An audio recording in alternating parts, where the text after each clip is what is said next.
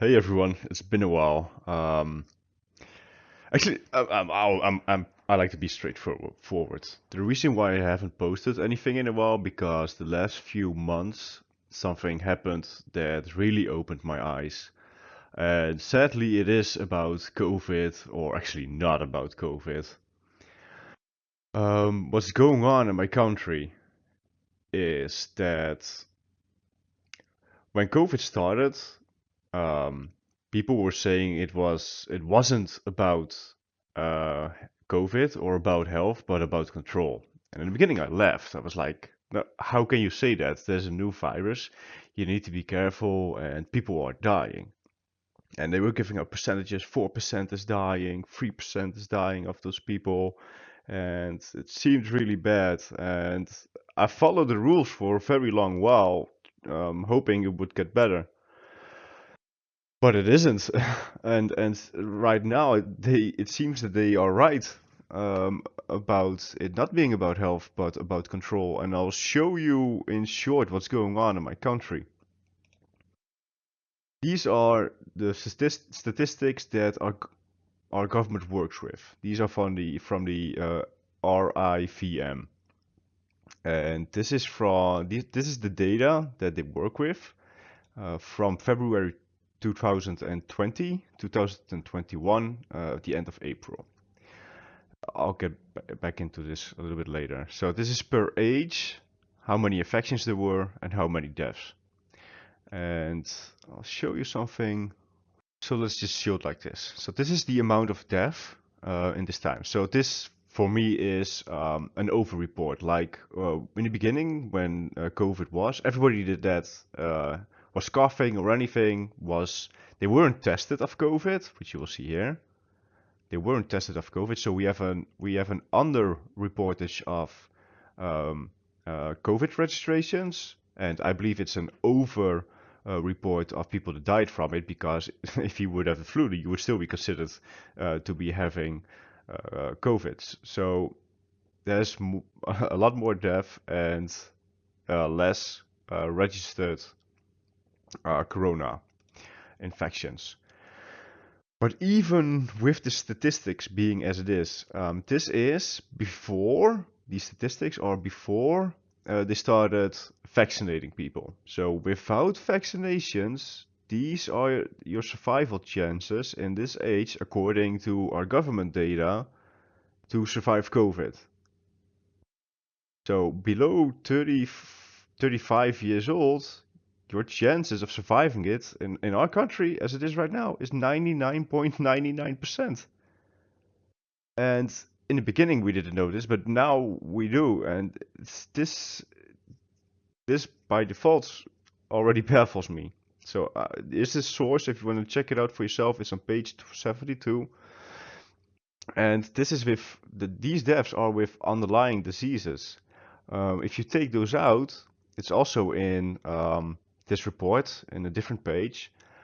Under the age of 70, and in total under the age of 70, we have 1.35 million infections, and only 180 people died um, without underlying conditions under the age of 70 over a year. This is actually over 13 months.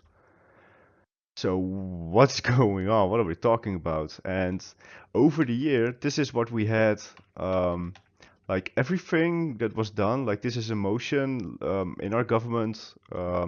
They have motions, and this is a motion for significantly expanding the number of ICU beds and nurses. 41 for and over 75 against. So this one is denied.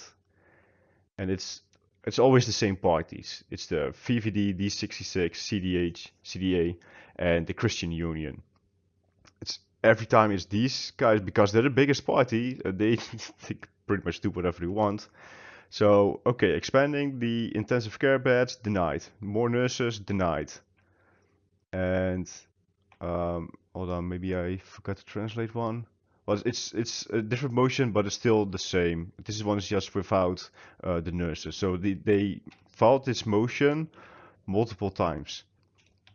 Um, and another motion to have non-contracted uh, clinic clinics perform catch-up care, so we could relieve our healthcare system. Same parties against because they are bigger. Motion denied. Um, and this happened. Look at this. Now we have a new coalition. Okay, so here in 15 December we have a new coalition of the government. And let me get to the translation. The new coalition plans to structurally spend more than 44.5 billion euros less per year on healthcare. Like they're saying we're in a pandemic. How are you for the last year and a half denying every motion? There's one motion that did get attracted, and guess what? It was an accident. Um, yeah, second chamber. It's a bit of a. Oh, it actually translates pretty well. House of Representatives. Vote for highly salary in healthcare due to mistake. So the Christian Union I was talking about, due to a human error at Christian Union, MP Stineke van der Graaf called for while she was against. The motion won with a narrow majority. So by accident, they did increase the salary. This is crazy. So how come a motion by saying the cutting back on healthcare is unacceptable? Like we are being we've been taken hostage by this party. They're destroying our healthcare. They've destroyed it for for in the last 10 years. Like 10 years ago, we had like 2,000 ICU beds. They've been cutting back, cutting back, cutting back, and now we only have 1,150, and we don't even have the people for that anymore. So it's even less. So the same party, because these these parties have been going on this for a long time. Our healthcare system is destroyed. They're not building it up. They're just. If I'm in a pandemic, putting money in the healthcare sounds like the thing to do, right? This is just crazy. I'm so baffled by this. So meanwhile, right now our country is for 86% vaccinated of 18 years and older. That's a very high number, isn't it? But we are still in a lockdown. Like since 19 December, it was announced that we are going in a lockdown. The stores are closed. Like only essential stores are still open. We can't go to a barbershop. We can't go shopping. This is Christmas time. The stores. How I don't know how they're gonna survive this. Like this is their time to get their money to have something of a life. These people are selling their houses to their lives are being destroyed. They've got nothing anymore. Um, and they went to the court of law, and the court of law said no, the lockdown is staying in place. Why? Because the outbreak management team, I'll get to the translation, um, broad discretion for the state. The state has wide discretion choices it deems necessary in the public interest. I don't know how these numbers are not affecting this, but fine. Um, the state is always provided with the expert advice from the outbreak management team. The outbreak management team has advised the lockdown, and the state may tailor its policy to that. So, because the outbreak management team, which is comparable to the CDC, because they say it, the lockdown stays. So our constitution is worth nothing. We don't have any rights. So these people are forced to have the stores closed. We even have children that cannot go to school because that is closed too. They say the children are spreading the virus and we need to eliminate that. So even with 86% of the people vaccinated, we are still in a lockdown. We are still in a lockdown. We are allowed to work. We can go to work, except for the ones that have a barbershop and stuff like that. But it's crazy. It's so crazy. So 86% vaccinated. We even have people having boosted shots, and within a week, and I've had people like co-workers of mine that had a booster shot a week ago or 2 weeks ago, and they still get tested positive for corona and are sick of corona right now at home. Everyone should decide for themselves if they want to get vaccinated or not. But you shouldn't be punished for either choice of it. It's your body. You have to investigate what you believe is the best for you um, to stay healthy. That's your own responsibility because no one else is taking that responsibility. If you get sick by either choice, the other party isn't going to help you. You're gonna have to help yourself. Um, So if you choose not to be vaccinated, so you have zero chance of side effects, then that's your choice. If you do want to be vaccinated, then that's also your choice. I do believe that the government should properly inform you. And in my country, that isn't being done. They're just saying it's safe, it's safe, it's safe. They're not talking about the risks. They're not investigating new information. Things are changing the entire time. We have 10,000 more people dying than expected. And it's not being investigated why. And when people say, could it be because of the vaccinations? They get scolded for spreading misinformation. You should be able to discuss stuff like that because if something isn't working as expected, then you should be able to talk about that. Een week of 2 weken nadat er gevaccineerd is, dan is dat goed om dat te onderzoeken. En dat is juist ontzettend belangrijk, ook in uw belang, om daar transparant over te zijn. En daarom was mijn vraag ook van nou, is het dan zo dat het goed onderzocht wordt? Wordt het goed geregistreerd? Ja. En is het zo dat als daar iemand overlijdt, dat er dan goed gekeken wordt, is die overleden aan de vaccinatie of is er onderliggend lijden? Nou, is mij ter oren gekomen dat dan altijd wordt gezegd nee, dat onderliggende lijden prevaleert. Dus die wordt dan geregistreerd als iemand die overleden is aan kanker of aan hartaanval of wat dan ook. Terwijl onze ervaring bij coronadoden precies andersom is. Iemand komt met een auto-ongeluk op de IC, krijgt een wattenstaaf in zijn neus en wordt een coronadode. Dus daar zit een bepaalde onzekerheid en mijn vraag is erop gebaseerd. Niet om hier paniek te gaan zaaien. Nee, dit is echt gevaarlijk. Nee, ik ben nog even bezig. Het is gevaarlijk. Nepnieuws verspreiden. Nee, we zitten midden in een pandemie. Voorzitter, het gaat hier over ernstige zaken. Voorzitter, dit kan echt niet. Ik ben midden in de zin. Wat niet kan, is nepnieuws verspreiden over hoe het zit met coronabesmettingen in Nederland, hoe het zit met gevaren rondom vaccinatie. Dat kan niet. Dat kan niet, midden in een pandemie. Dat is gewoon gevaarlijk. Dat ondermijnt de bereidheid om je te willen laten vaccineren en daarmee is dat een ondermijning van de volksgezondheid. En dat Voorzitter, dit is verwerpelijk. Ik was midden in de zin. So the translation didn't really go really well. So he's just asking for transparency and also his experience is that when somebody dies because of a different reason than COVID, they still register it as COVID. And then our Minister of Health, that's the other one, the one in blue. Geef niet in, dit is echt heel raar. Ik vraag alleen om een... This guy. This is our Minister of Health. And he says, you can't have doubts about it. You can't talk about doubts about it because it undermines bereidheid om je te willen laten vaccineren. The willingness to be vaccinated. So you can't have an open discussion about it. You cannot investigate anything else about it because it would scare people off to be vaccinated. That's not informed consent, in my opinion. You need to be informed about risks. You need to be able to talk about risk. If you're not investigating the risk, then how do you know what the risks are? Then what are you injecting yourself with? So I don't think that's fair towards the people. That's my opinion in it. But that's what we're dealing with here. You cannot talk about the vaccine or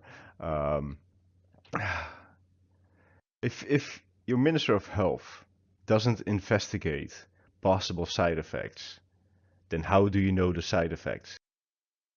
So what can you do when everything fails? When your constitution or the laws or the justice systems doesn't work for you anymore, or your government makes rules which destroys your life? Because that's what's happening for people with businesses. That's what's happening for kids that are going to school. That's what's happening with people, their freedom, because without a vaccine, they aren't allowed to go to certain places. We have a 2 or 3G system, which excludes people that aren't vaccinated from the society. So what can you do when all that fails? The last resort that you possibly have is demonstrating. But even that gets forbidden in our country. I actually went to this demonstration even though it was forbidden. Yeah, the demonstration against corona measures planned for Sunday in Amsterdam has been banned by the triangle of major public prosecutor and police. So, so what do you have then? Nothing. You have nothing anymore. You have no rights. You just have to do what the government tells you, and that's it. So that's obviously not a choice. That it's over. That for me, in total, that's dictatorship. You have no rights anymore. So you have to go to demonstration even if they forbid it because there is nothing else anymore that you can do. And something really interesting happened here because since a few months I've kind of opened my eyes to what's been going on. And once you live what's going on and you are there, there's some crazy shit happening. And that's what I'm going to explain in the second video that will show up soon. So this is a bit of, I'll summarize by the way. This is kind of the summary that I have. Our healthcare is practically destroyed over the last few years. Our IC intensive care beds went from 2,000 to 1,150. Since the beginning of the pandemic, any motion to relieve the healthcare has been denied. So for the coming year, we are reducing the healthcare with 4.5 billion euro. I can't even imagine what's going to happen by doing this. Even though we have 86% vaccinated over 18 years old, we are still in a lockdown. Our constitution doesn't apply anymore. You have no rights. Our justice system doesn't recognize the constitution. The outbreak management team or the government has become the new law. This, if you even dig more into this, it's crazy because um, um, this House of Representatives don't even follow what they say. Sometimes they do even more, like more restrictions, and then they still say because of the outbreak management team, even though it wasn't their advice, you can't see what they're actually advising because that information isn't public. So we have no way. There's no transparency. Um, we can't check what's going on in this situation. So that's concerning. We can't talk about or investigate possible side effects of the vaccine. It gets labeled as misinformation straight away. This is just and then it is forbidden to demonstrate. This is, for me, all of this together. That's dictatorship. It's even crazier. Hold on, I'll add a little bit. Want je twijfel kan toch nooit groter zijn dan je wens om gezond te blijven. En ken je mensen die twijfelen en zie je er tegen op om dat gesprek te voeren? Dat snap ik. Maar leg je daar dan niet bij neer. Ga dat gesprek wel aan. Want het opzien tegen dat gesprek kan toch nooit zwaarder wegen dan de wil om mensen die je lief zijn te beschermen. En hecht je zo vreselijk aan je recht, je vrijheid om nee te zeggen tegen vaccinatie? Daar leg ik me niet bij neer. So what does he do here? He doesn't accept your freedom or your right to say no. And the reason Want dat why. recht, die vrijheid, kan nooit belangrijker zijn dan het recht van een ander om niet ziek te worden. Het recht van een ander op een plek in het ziekenhuis. Het recht van de ander om zijn onderwijs, zijn onderneming of zijn leven gaande. The right to education, business, or somebody else's right at a hospital bed. Their rules, they are closing down the school. This is because of them, not because of somebody else. The business, their right to have a business open, again, it's their rules closing the business, not the disease. And their right to have a healthcare bed, they've reduced those beds. They're going to reduce them even more. If your freedom is linked to an intensive care bed and you're gonna reduce that by another 4.5 million, then you're literally reducing the freedom of that person because you've just linked it to the healthcare system, which you are reducing again. So if you don't stand up to this, then they're gonna do that again next year and the year after that, and you will never get your freedom back. And that's why this isn't about a disease, but it's about control. Oh shit.